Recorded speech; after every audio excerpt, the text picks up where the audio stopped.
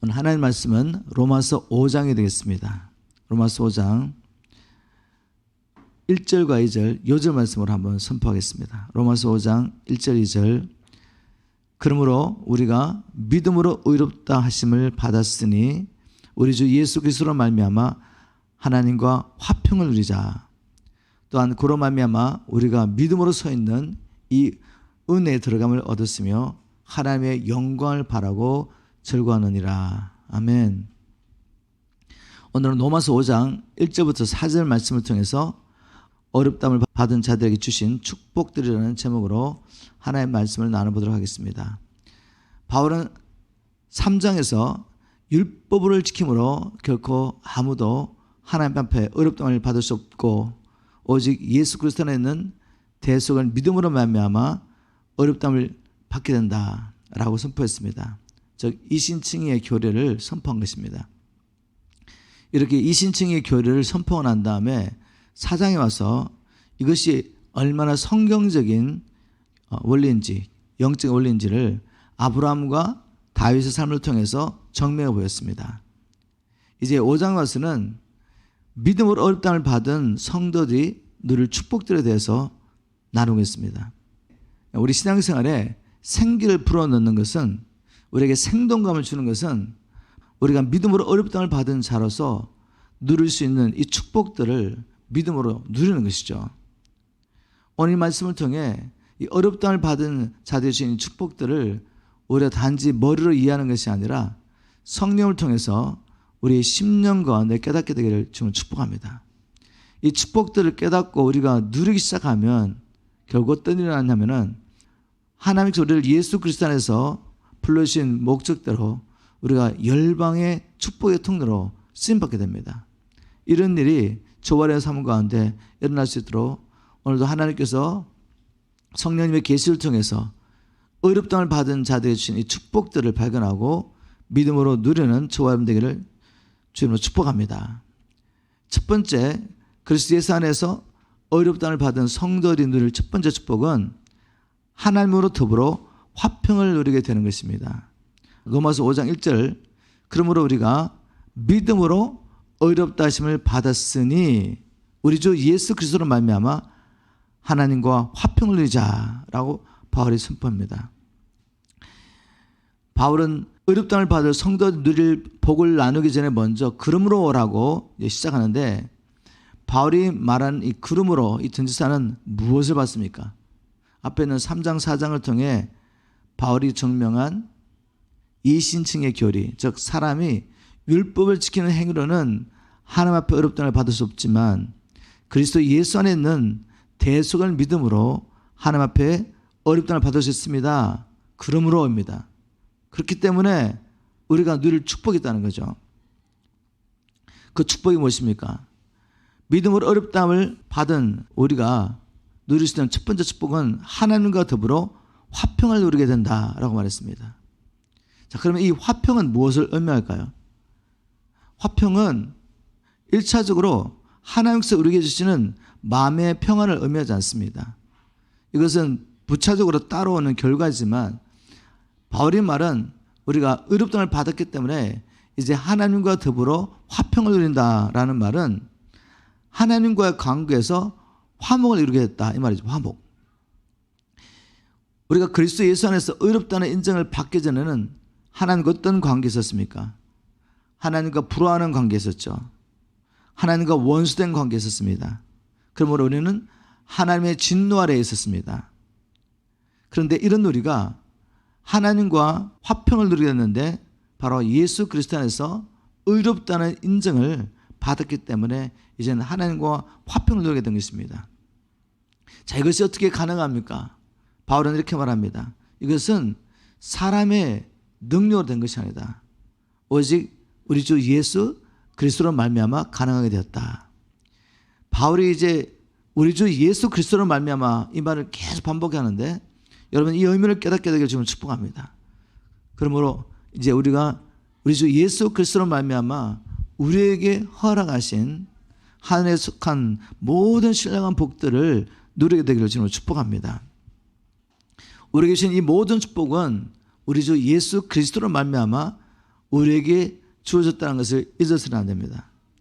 그러므로 우리는 범사에 우리 주 예수 그리스도로 말미암아 하나님께 감사를 드릴 수 있습니다. 우리 삶을 통해서 어떤 선한 일이 난다 할지라도 그것은 우리의 능력과 노력으로 된 결과가 아니죠. 우리 주 예수 그리스도로 말미암아 우리를 통해 하나님이 하신 일이기 때문에 우리는 범사에 우리 주 예수 그리스도를 말미암아 하나님께 영광을 돌려야 합니다. 이렇게 진정으로 모든 일에 예수 그리스도를 말미암아 하나님께 영광을 돌리는 사람은 그리스도 예수 안에서 모든 축복을 누리며 또한 그리스도 예수 안에서 진정한 자유함과 평안을 누리게 됩니다. 왜 우리가 그리스도 예수 안에서만 하나님과 화목할 수 있습니까? 이 질문에 대한 답을 얻기 위해서 우리는 애초에 왜 우리가 하나님과 불화하게 됐는지 찾아봐야 됩니다. 무엇이 하나님과 우리의 사이를 갈라놓고 이렇게 원수가 되겠습니까? 이사야는 이렇게 선포합니다. 오직 너희의 죄악이 너희와 하나님 사이를 내었다. 하나님과 우리의 사이를 갈라내게 한 것은, 원수가 되게 한 것은 바로 우리의 죄악이라고 선포합니다. 그렇기 때문에 우리가 하나님과 화목하려면 우리의 죄 문제 해결해야 됩니다. 우리의 죄 문제, 우리가 금식하고 기도하고 11주 생활을 하고 봉사하고 또 도덕적으로 선한 삶을 산다고 해서 해결되지 않습니다. 왜냐하면 죄의 삭은 사망이기 때문에. 그래서 하나님께서 우리가 해결하지 못하는 이 죄 문제를 예수 그리스도 안에서 친히 해결하신 것입니다. 바울은 하나님의 구원계를 발견하고 이렇게 선포했습니다. 그들의 죄를 그들에게 돌리지 아니하고 저와 여러분이 담당할 이 죄를 우리에게 돌리지 않고 하나님의 죄를 알지도 못하신 자로 우리를 대신하여 죄로 삼으시고 우리를 하여금 그 안에서 하나님의 의가 되게 하셨습니다. 이게 바로 복음이죠. 항상 제가 선포하는 이 메시지를 다시 한번 준비하면서 이 말씀을 적어가면서 하나님께서 다시 한번 하나님의 사랑을 부어주시더라고요. 그래서 설교 준비하는 걸 멈추고 다시 하나님 앞에 예배하기 시작했습니다. 하나님, 우리 죄를 우리에게 돌리지 않으시고 죄가 없으신 주님께 돌리시고 우리에게는 하나님의 의를 주시다니요. 여러분, 이게 얼마나 놀라운 은혜인지 모릅니다. 이것이 내 심령 안에 계시될 때 주님께 순종하고 이 복음을 전하는 일은 자연스러운 일이죠. 그리스도 예수를 믿는 믿음으로 말미암아 우리가 당하는 어떠한 시련 가운데서 우리는 우리 주 예수 그리스도로 말미암아 하나님께 감사하게 됩니다. 이 죄 문제가 해결되지 않았다면 우리는 육체를 벗고 난 다음에 영원히 심판받는 것에 떨어질 수밖에 없기 때문입니다. 이처럼 그리스도 예수 안에서 어렵다는 인정을 받은 자들이 누릴 수 있는 첫 번째 축복은 바로 하나님과 더불어 화목하게 된다는 것입니다. 두 번째, 그리스도 예수 안에서 어렵담을 받은 자들이 누릴 수 있는 축복은 하나님의 보좌 앞에 나갈 수 있는 축복입니다. 로마서 5장 2절, 또한 그로 말미암아 우리가 믿음으로 서 있는 이 은혜에 들어감을 얻었으며. 어렵다는 인정을 받은 성도들은 예수 그리스도를 말미암아 하나님과 화목을 누릴 뿐만 아니라 이제는 그로 말미암아 동일하신 예수 그리스도를 통해서 은혜에 들어감을 얻었다라고 말했는데, 이 은혜에 들어간다는 것은 바로 하나님의 은혜의 보좌 앞에 나갈 수 있게 됐다는 것입니다. 얼마나 큰 축복이며 특권인지 모릅니다. 우리는 한때 아담 안에서, 인류의 대표인 아담 안에서 하나님 앞에 자유롭게 나갔을 때가 있었습니다. 그런데 아담의 범죄한 후에 어떻게 됐습니까? 하나님 앞에 나갈 수 없게 됐죠. 에덴에서 추방을 받았습니다. 생명나무이신 하나님께 나갈 수 있는 길이 차단됐습니다. 이 진리를 가장 잘 보여주는 것이 모세가 하나님께 받은 식양을 따라 성막을 지은 것을 통해 알 수가 있습니다.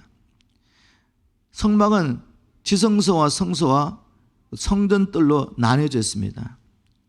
하나님의 임재를 상징하는 지성소, 그 지성소로 들어가는 문은 닫혀졌죠. 지성소와 성소 사이를 뚜껑 휘장으로 막아놨습니다. 이 뚜껑 휘장은 우리와 하나님의 사이를 갈라놓고 있는 죄를 상징합니다. 하나님의 임재가 머무르는 이 지성소로 우리는 우리의 죄 때문에 나갈 수가 없었던 거죠. 오직 1년에 한 차례씩 대제사장이 피를 들고만 들어갈 수 있습니다. 피를 들고 그 휘장을 지나 지성소 들어가서 하나님의 임재를 상징하는 그 시온자의 피를 뿌립니다. 그 피를 뿌리며 자기의 죄와 온 백성의 죄를 사함받게 되죠. 그래서 이 죄인은 하나님 임재 앞에 나갈 수가 없습니다. 죄인된 자가 하나님 임재 앞에 나가면 그 임재 앞에서 우리가 죽임을 당하게 되죠. 그런데 예수님께서 십자가에 죽으실 때 그 당시 예루살렘 성전에 그 성소와 지성소를 구별하는 이 휘장이 둘로 찢어졌다고 성경 기록하고 있습니다. 마태복음 27장 50절 51절 쉬운 말 성경, 마침내 예수께서 다시 한번 큰 소리로 외치시고 숨을 거두셨다. 바로 그때 성전의 휘장이 위로부터 아래로 두 폭으로 찢어지고 땅이 흔들리며 바위가 갈라졌다. 여러분, 이런 말씀을 들을 때 어떤 감동이 있습니까?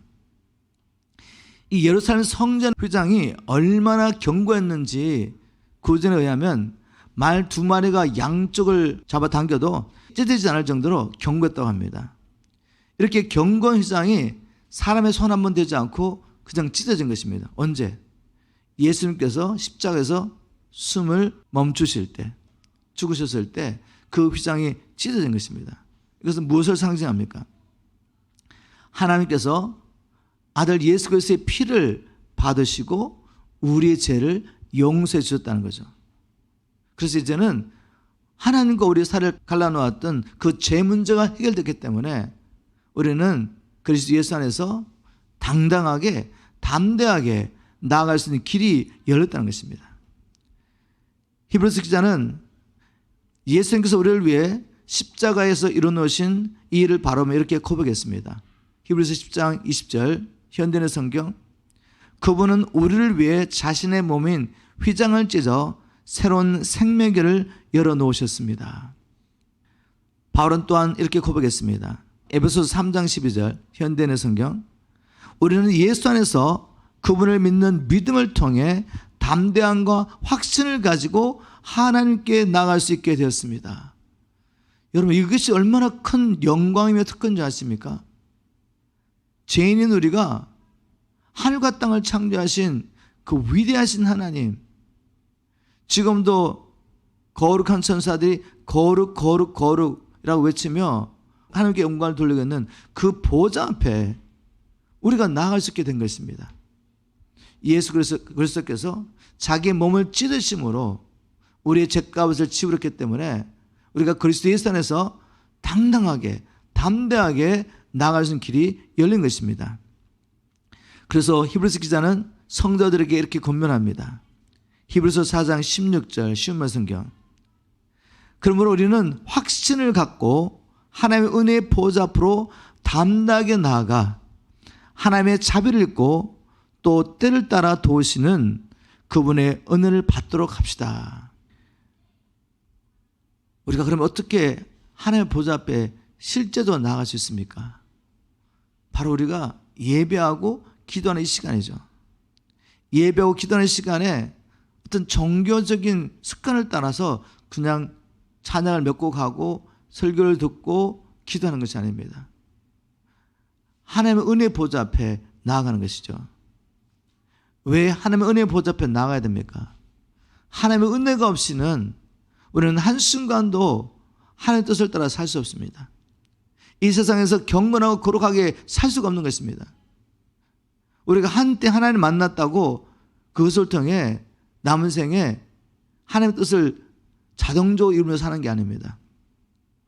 이 세상을 이기며 하나님의 뜻을 따라 살기 위해서는 때를 따라 돕는 은혜를 받기 위해서 예수 그리스도의 죽으심을 통해 열린 이 길을 통해 하나님 앞에 나가야 되는 것이죠. 디도서 2장 11절부터 14절에 보면 이 은혜가 뭘 하죠? 우리 이 세상에서 경건하게 살게 하고 이 땅에 소망을 두지 않고 장차 임할 그 하나님 나라를 소망하며 우리가 예수 그리스도 안에서 영광스럽게 될 그날을 바르며 살게 하고 모든 불법에서 우리를 구속하셔서 우리를 깨끗하게 하셔서 선한 일에 열심내는 하나님의 친백성 살게 하는 것이 바로 하나님의 은혜입니다. 그런데 이 은혜를 받기 위해서 날마다 하나님 앞에 나아가지 않는다는 건 무엇입니까? 이것은 다른 말로 하면 교만일 수가 있죠. 주님 없이도 살 수 있습니다. 그럼 주님의 은혜를 받지 않고 우리가 어떻게 살 수가 있겠습니까? 그 말은 우리가 지금 주님의 뜻을 따라 살지 않고 여전히 내가 주인 되어서 내 욕심을 따라 내 원함을 따라 살고 있다는 증거이기도 하죠. 하나님의 은혜를 받기 위해서 나가야 되지만 또 우리에게 주신 사명이 있죠. 왕같은 제사장으로 잃어버린 영혼을 위해서 중보하는 사명을 주셨습니다. 특권이기도 하지만 또한 사명이죠. 우리의 기도를 통해서 사단의 근살에 고통당하는 저 영혼들이 하나님께 돌아와서 치유와 구원을 경험할 수 있는데 또 우리의 기도를 통해서 한 가정이 그리고 한 도시가 한 민족이 주님 앞에 돌아올 수 있는데 기도하는 일을 게을리하고 기도하지 않는 죄를 짓는다면 이것은 정말 직무유기죄인 거죠. 이 일이 일어날 수 있도록 우리 주님께서 십자가를 지시고 부활하시고 성천하셔서 우리에게 성령을 보내주셨는데 우리가 우리 계신 사명을 감당하지 않는다면 하나님 앞에 나아가 하나님 앞에 기도하는 이 특권을 누리지 않는다면 어떻게 됐습니까? 우리 주님은 헛되이 죽으신 것입니다. 이제까지 어렵다을 받은 자의 두 번째 축복, 하나님의 보좌 앞에 나갈 수 있는 축복에 대해서 나눠봤습니다. 그럼 세 번째 축복은 무엇입니까? 세 번째 축복은 하나님의 영광에 참여하는 축복입니다. 하나님의 영광에 참여하는 축복. 로마서 5장 2절 또한 그로 말미암아 하나님의 영광을 바라고 즐거워하느니라. 하나님의 영광을 바라고 즐거워하게 되는 축복이죠. 쉬운 말 성경에는 하나님의 영광에 참여할 소망을 품고 기뻐하고 있습니다. 의롭다함을 받은 자가 누릴 세 번째 축복은 바로 하나님의 영광에 참여할 소망을 가지고 즐거워하게 된 것입니다. 자, 이게 무슨 말씀입니까? 먼저 이 하나님의 영광에 참여한다는 것은 우리가 예수 그리스도처럼 영화롭게 된다는 의미입니다.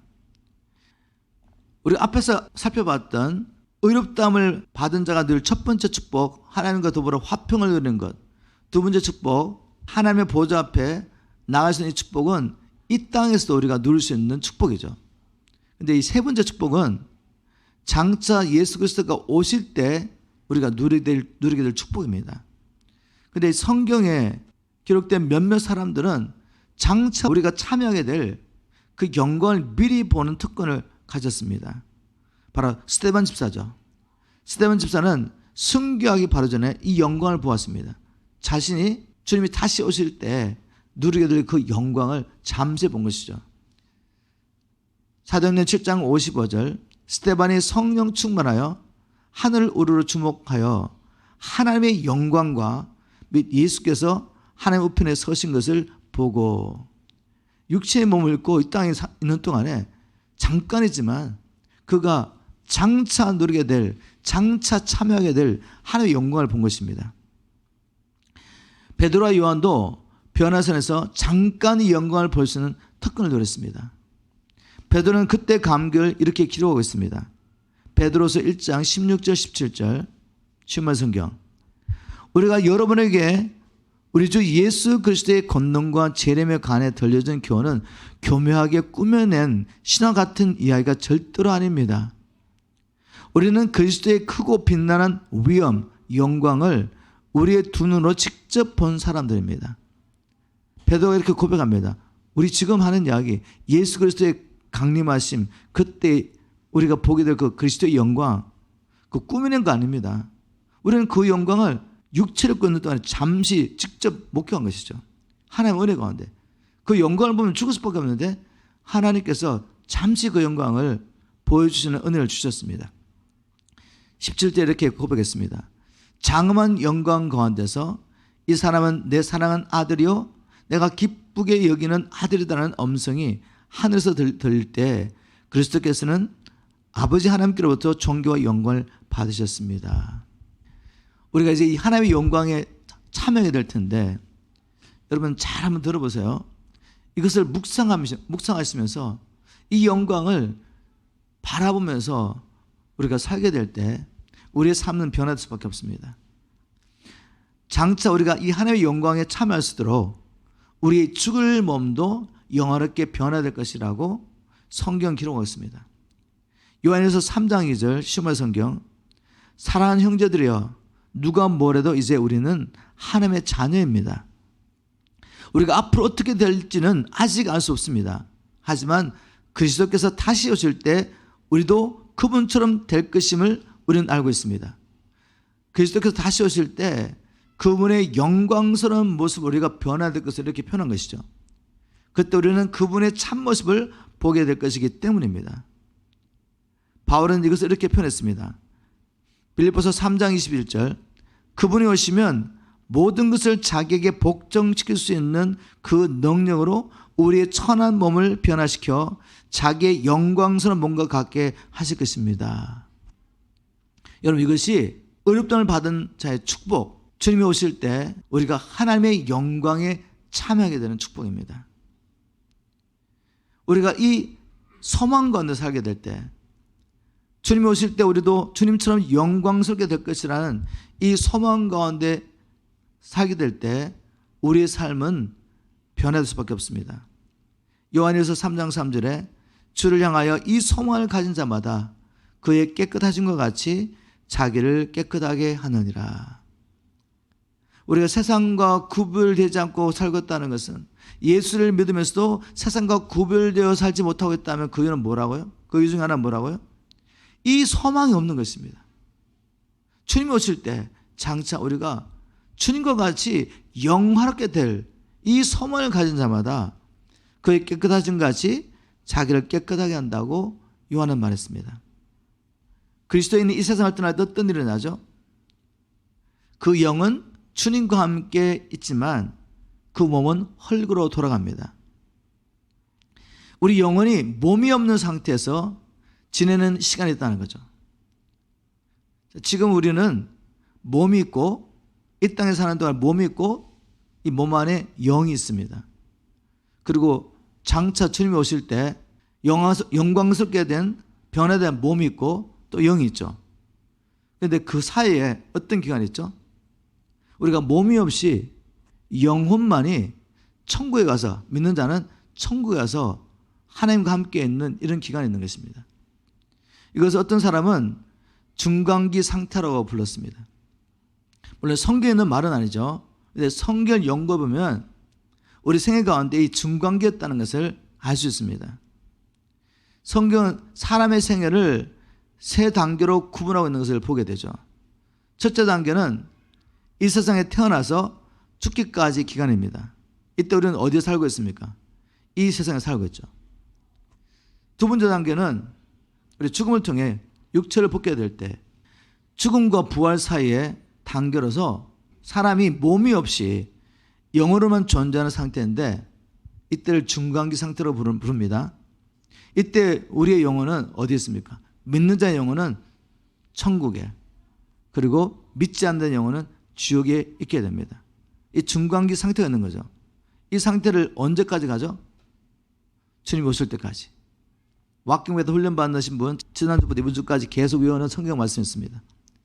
요한복음 5장 28절 29절, 이 일을 기여기지 말라, 놀랍게 여기지 마라. 이제 무덤 속에 자는 자들이 다 그의 음성, 아들의 음성을 들을 때가 오노니 선한 일을 행한 자는 생명의 부활로, 악한 일을 행한 자는 심판의 부활로 나오리라. 모든 죽은 자들이 부활체를 입을 때가 온다는 것이죠. 자, 이 세 번째 단계가 되면 어떻게 됩니까? 의인은 영광스러운 몸으로 새하늘과 새 땅으로 들어가서 하나님과 함께 영원히 살게 됩니다. 반면에 악인은 부활체를 가지고 부활하는데 영원히 소멸하지 않는 몸을 가지고 불못에 던져져서 영혼을 보내게 되죠.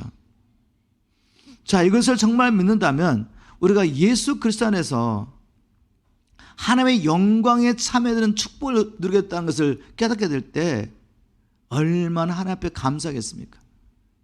이것만을 생각해도 우리 이 땅에 사는 동안에 예수를 믿는 믿음 때문에 어떠한 시련과 어려움이 있다 할지라도 이것만을 생각할 때 우리는 우리 주 예수 그리스도를 말미암아 하나님께 감사드립니다 라고 고백할 수밖에 없는 것입니다. 이 영광은 아무나 참여할 수 있는 것이 아닙니다. 오직 그리스도 예수 안에 있는 자가 그리스도의 영을 받은 자만이 참여할 수 있는 영광이죠.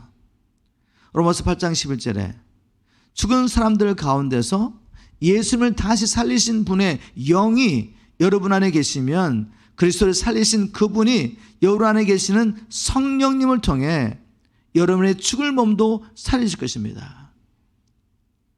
예수를 믿습니다 말하는데 이 영이 있는지도 없는지도 몰라요.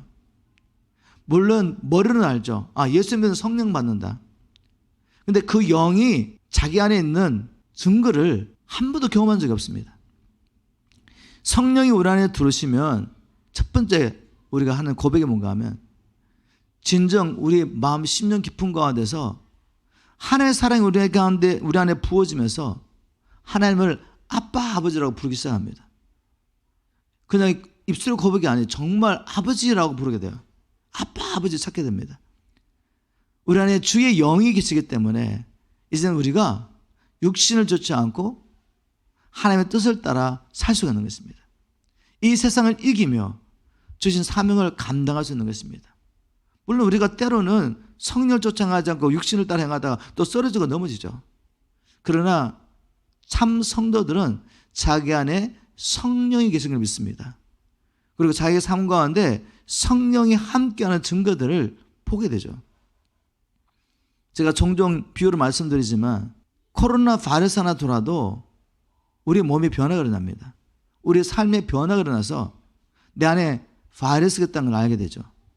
그런데 하나님의 영이 우리 안에 들어오셨는데 아무런 변화도 없고 증거 없다면 그거 어찌 그리스도의 사람을 말할 수가 있습니까? 하나님의 영광에 참여하기 위해서는 반드시 우리 안에 성령 하나님이 거하셔야 합니다. 이 성령님을 통해서 우리가 이제 그리스도 예수 안에서 하나님의 영광에 참여하게 되기 때문입니다. 자, 이것이 어렵담을 받은 자가 누리게 될 세 번째 축복, 하나님의 영광에 참여할 수 있는 축복입니다. 네 번째 축복, 어렵담을 받은 자가 누리게 될 네 번째 축복은 환난 중에서도 즐거워할 수 있는 축복입니다. 로마서 5장 3절에 다만 이뿐 아니라 우리가 환난 중에도 즐거워하나니, 예수 그리스도 안에서 어렵담을 받고 하나님의 소유가 된 사람들은 이 세상에서 환난과 핍박을 받을 수밖에 없습니다. 우리 예수님께서 그렇게 말씀하셨습니다. 요한복음 15장 18절 19절 제자들과 마지막 만찬을 하시면서 제자를 두고 세상을 떠나야 될 그 시점에서 이렇게 말씀하십니다. 세상이 너희를 미워하면 너희보다 먼저 나를 미워한 줄 알라. 너희가 세상에 속하였으면 세상이 자기의 것을 사랑할 것이나 너희는 세상에 속한 자가 아니요 도리어 내가 너희를 세상에서 택하였기 때문에 세상이 너희를 미워하느니라. 여러분, 우리가 한때 이 세상에 속해 있었습니다. 요한일서 5장 19절 우리가 알거니와 우리는 하나님께 속하였으나 온 세상은 마귀 지배했습니다. 우리도 한때 온 세상 사람들이 처해 있는 이 마귀의 지배 아래, 마귀에 속하여 마귀의 지배에 살았던 적이 있었죠. 그럴 때는 세상이 우리를 미워하지 않습니다. 그 말은 세상에서 어려움 없다는 말은 아니고 예수 그리스도를 믿음으로 받게 되는 핍박과 환난은 없었단 말이죠. 그런데 우리가 이제 하나님의 은혜로 구원을 받고 마귀의 것이었던 우리가 하나님의 것이 되었습니다. 하나님의 속한 자가 되었다면 어떤 일이 일어나겠습니까? 예수 그리스도를 믿는 믿음 때문에 예전에 없었던 핍박과 환난이 있는 것이 당연하다. 왜? 너희는 세상에 속한 자가 아니기 때문에. 이제는 내게 속한 자이기 때문에. 그래서 바울은 디모데후서 3장 12절 이렇게 기록했습니다. 무릇 그리스도 예수 안에서 경건하게 살고자 하는 자는 핍박을 받으리라. 경건하게 살려고 하는데, 믿음 따라 살려고 하는데 핍박이 있습니다. 이렇게 성경은 하나님께 속한 자는 예수 그리스도를 믿는 믿음 때문에 이 세상에서 핍박과 환난을 받을 것이다, 고난이 있을 것이라고 말하는데, 오늘날 교회 안에 많은 사람들은 마귀는 이렇게 믿고 있습니다. 어떻게 믿고 있죠? 내가 신앙이 좋으면, 하나님의 말씀대로 순종하고 하나님에서 살면 만사 형통할 거야, 모든 일이 잘 될 거라고 믿고 있습니다. 이렇게 믿고 신앙생활을 하다가 믿음 때문에 시련하면 어떻게 되죠? 당연히 이스라엘 백성들처럼 하나님께 불평하고 원망하며 나중에 낙심하고 하나님께 멀어지게 됩니다. 이렇게 신앙생활을 하다가 실족하게 되는 이유가 무엇이겠습니까? 하나님을 알지 못해서 잘못된 신앙관을 가지고 있는 것이죠. 여러분, 우리 신앙의 목표는 이 세상에 살면서 만사 형통한 것이 아닙니다. 우리 신앙의 목표는 뭐죠? 우리는 예수님처럼 되는 것입니다. 예수의 사람이 되는 것이죠. 그리스도의 형상을 담는 것입니다. 우리 하나님께서 그렇게 말씀하셨습니다. 로마서 8장 28절, 우리가 너무 많이 왜곡하여 잘못 이해하고 있는 말씀, 로마서 8장 28절이죠. 29절과 연결해서 보지 않기 때문에 28절만 딱 뽑아가지고 자기 마음대로 해석하는 겁니다. 28절 29절에 하나님께서 우리를 그리스도 예수 안에서 불러주신, 택하시고 불러주시고 어렵다고 인정하신 목적이 무엇입니까? 하나님을 사랑한 사람들, 곧 하나님께 부르심을 받아 그분의 뜻대로 살아가는 사람들에게는 모든 일들이 서로 협력해서 결국에는 선을 이룰 것임을 우리는 알고 있습니다.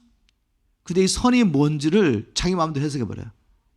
29절에 하나님께서는 처음부터 누가 자신에게 올 사람인 것을 미리 아시고 그들로 하여금 자기 아들과 같이 될 수 있도록 개역성경은 그 아들의 형상을 본받게 하기 위하여 또한 미리 정해 두셨습니다.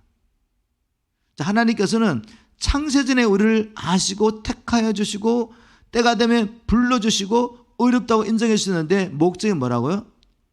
아들의 형상을 본받게 하기 위해서. 이 세상에 사는 동안에 아들의 형상을 본받게 하는 것이 하나님의 궁극적인 목적입니다. 우리에게 계명을 주시고 사명을 주셨습니다. 계명에 순종하고 사명을 감당하는 동안에 우리 삶 가운데 많은 어려움이 있습니다. 도전이 있습니다. 이 세상에서 미움을 받습니다. 그런데 하나님께서는 그거를 계획하셨다는 것입니다. 이 세상에서 복음 때문에, 그리스도 때문에 당하는 이 시련과 고난을 통하여 하나님 뭘 계획하셨다고요? 이 모든 걸 다 합력하여 선을 이루시되 아들의 형상을 본받게 하기 원하셨던 것입니다. 그러므로 우리가 이 하나님의 뜻을 따라 신앙의 목표를 가지고 산다면 우리는 바울처럼 환난 중에서도 즐거워하시는 것입니다. 왜냐하면 이제 이어서 나오는 말씀이지만 환난을 통해 우리에게 오는 축복이 있기 때문에, 예전엔 축복인 줄 몰랐지만 신앙관을 잘못 갖고 있으면 그게 축복이 아니에요. 그러나 하나님의 뜻을 따라 신앙의 목표를 세우고 사는 사람들에는 이 환난이 축복이 되는 것입니다. 로마서 5장 3절에 보니까 다만 이뿐 아니라 우리가 환난 중에도 즐거워하노니, 이 환난이 뭘 이룬다고요? 인내를 이루기 때문이다. 환난이 우리에게 인내를 가져다 주기 때문에 성도들은 환난 가운데 즐거워할 수 있는 것입니다. 인내에 해당하는 헬라의 의미는 확고부동함, 끝까지 버팀, 고난을 참음이라는 말입니다. 다른 말로 하면 성도의 인내는 우리에게 꼭 필요한 것을 가져다 준다는 것이죠. 믿음 가운데 인내를 통해서 우리는 세상을 이길 힘을 얻게 되는 것입니다. 시련을 통해 인내가 없다면 우리는 세상을 이길 힘이 없는 것입니다. 우리 육신의 힘도 마찬가지죠. 육신의 근육도 아무런 저항이 없으면 점점 약해집니다. 운동하지 않으면 머슬이 자꾸 줄어든다는 말이죠. 나이가 들수록 우리가 이걸 더 경험하죠. 운동하지 않으면 머슬이 점점 줄어집니다. 몸에 힘이 없어지죠. 그런데 무거운 것을 들면 의지를 가지고 힘들지만 무거운 것을 들면서 운동을 하면 어떻게 되죠? 근육에 힘이 생깁니다. 육신의 힘도 저항을 통해서 강해지는 것입니다. 똑같이 우리의 속 사람도 믿음의 신을 통해서 인내를 얻게 되면서 강해지는 것입니다. 믿음의 신을 통해 인내를 얻게 될 때 강해져서 세상을 이기게 되는 것이죠. 우리는 반드시 이기는 자가 되어야 됩니다. 우리 예수님께서는 아시아에 있는 7교회에게 편지하면서 한결같이 이기는 자가 되라고 말씀하시죠. 계시록 2장 10절에 보니까 기 있는 자는 성령이 교회들에게 하시는 말씀을 들을지어다. 이기는 그에게는 내가 하나님의 낙원에 있는 생명나무의 열매를 주어 먹게 하리라. 이 하나님 나라에 들어와서 이 생명나무의 열매를 먹어준 사람은 이기는 자이다. 이기는 자. 교회가 하신 말씀이에요. 불신자가 하는 말씀이 아니라 불신자는 자기 스스로 힘으로 이길 수 없습니다. 세상 어떻게 이기겠습니까? 이 세상인 건 마귀의 종인데 마귀 뜻대로 살아야죠. 그러나 세상에서 구원을 받아서 예수 그리스도의 거시된 사람들만이 우리 안에 있는 이 성령의 능력으로 세상을 이길 수가 있습니다. 주님 말씀하시면 이겨야지 생명나무의 열매를 먹을 수 있다. 그리고 계시록 2장 11절에 보니까 이기는 자는 둘째 사망의 해를 받지 아니하리라. 둘째 사망의 해가 뭔지 아시죠? 불못의 형벌입니다. 이기는 자는 내가 그 이름을 생명책에서 결코 지우지 아니하고 계시록 3장 5절에 말씀하셨는데 그 말은 우리가 예수를 믿고 거듭난 후에도 하나님 주신 놀라운 축복과 능력들을 믿음으로 누리지 않는다면, 믿음의 실현 가운데 인내하지 않는다면, 그래서 이길 힘을 얻지 못한다면 어떻게 됩니까? 그 이름이 생명책에서 지워줄 수 있다는 말입니다. 그런 일이 일어나지 않는데 주님께서 공연히 이렇게 말씀하시겠습니까? 우리는 반드시 육신과 세상과 마귀와 싸워 이겨야 합니다. 바울은 말합니다. 우리가 세상에서 겪게 되는 여러 가지 믿음의 신을 통해 인내를 얻게 되고 그 인내를 통해서 세상을 이길 힘을 얻게 된다고. 그러므로 환난 중에서도 즐거워하게 된다고 고백하고 있습니다. 바울은 여기서 멈추지 않고 믿음의 신을 통해서 형성된 인내가 우리에게 연단을 가져다 준다. 5장 4절에 보니까 인내는 연단을 이라고 말했는데 현대의 성경에는 연단된 인격을 번역했습니다. 연단으로 번역된 동일한 헬라의 단어가 베드로전서 1장 7절에 불로 금을 연단한다라고 할 때 동일하게 사용됐습니다.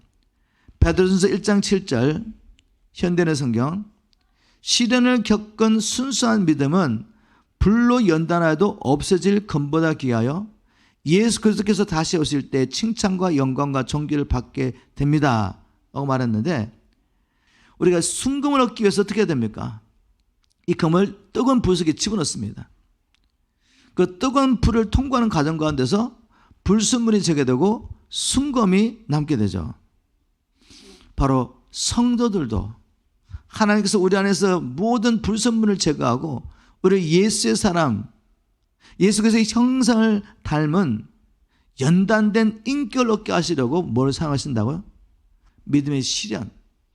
그 믿음의 시련 가운데 우리가 인내하게 될 때 우리 안에 그리스도의 형상이 이루어지는 것입니다. 그러므로 예수를 닮는 것을 신앙의 목표로 삼고 있는 참된 성도들은 뭘 기뻐하겠습니까? 믿음의 시련을 기뻐하죠. 믿음의 시련을 받았을 때 시험 드는 것이 아니라 주님 감사합니다. 이 믿음의 시련을 인해서 감사합니다라고 고백하는 것이죠. 야고보서 1장 2절 3절, 형제 여러분 여러 가지 시험을 당하더라도 그것을 기쁨으로 여기십시오. 믿음의 시련은 인내를 만들어낸다는 것을 아십시오. 이 믿음의 시련을 통해서 인내할 때 우리가 성숙한 사람으로, 그리스도의 안에서 성숙한 사람으로 변화되기 때문에 그렇습니다. 여러분과 제가 잘하는 건 뭔가 하면 이 세상에서 만사형통하면 하나님 찾지 않습니다. 나도 모르게 세상과 타협하게 되고 육체를 따라 살게 되고 세상 사람들 추구하는 것을 추구하며 살게 되는 것입니다. 그게 진정한 축복이겠습니까? 아니요. 진정한 축복은 우리 안에 그리스도의 형상이 이루어지는 것입니다. 그래서 우리가 주님 오시는 그날 하나님의 영광에 참여하게 되는 것이죠. 믿음의 신을 통해 형성된 연단된 인격이 결국 소망을 이루게 되기 때문에 환난 중에서도 기뻐하시는 것입니다. 로마서 5장 4절에 연단은, 즉 연단된 인격은 소망을 이룬 줄을 알미로다. 시험할 성경에는 그러한 성품, 연단된 인격은 마침내 소망을 이룬 줄을 우리가 알기 때문입니다. 말씀 읽고 연구할 때 자세히 보세요. 그냥 우리가 교리를 알고 믿습니다 그렇게 한다고 해가지고 하나님의 영광에 참여되는 게 아니에요. 이런 믿음의 시련을 통해서 인내를 얻게 되고 그 인내를 통해서 우리 안에 연단된 인격, 그리스도의 성품이 이루어질 때 마침내, 성경 보니까 마침내 소망을 이룰 줄을 우리가 알기 때문입니다. 어떤 소망이죠? 하나님의 영광에 참여할 소망. 연단된 인격을 가지게 될 때 우리가 이 약속 가운데 참여하게 되는 것입니다. 그래서 NASB 영어 성경에는 이 연단을 proven character라고 번역했습니다. proven character 한국말로 뭐죠? 인정받는 인격입니다.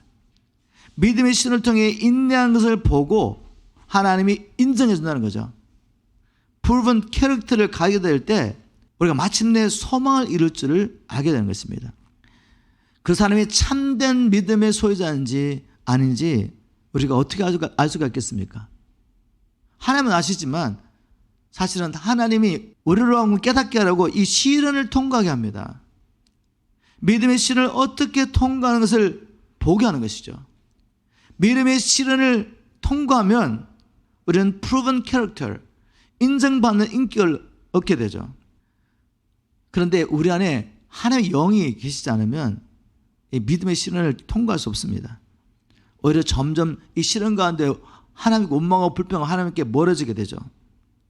오직 하나님의 영을 모신 자만이 이 시련을 만나게 될 때 정신 차리게 되죠. 더 하나님 앞에 가까이 가게 되고 하나님만을 붙잡게 되고 땅에 있는 모든 것들을 버리게 되며 그리스도 예수 안에 있는 이 소망을 붙잡게 됩니다. 결국 우리는 육체를 벗고 하나님께 가게 될 텐데 하나님 앞에 갔을 때 인정받는 믿음을 가지고 있어야죠.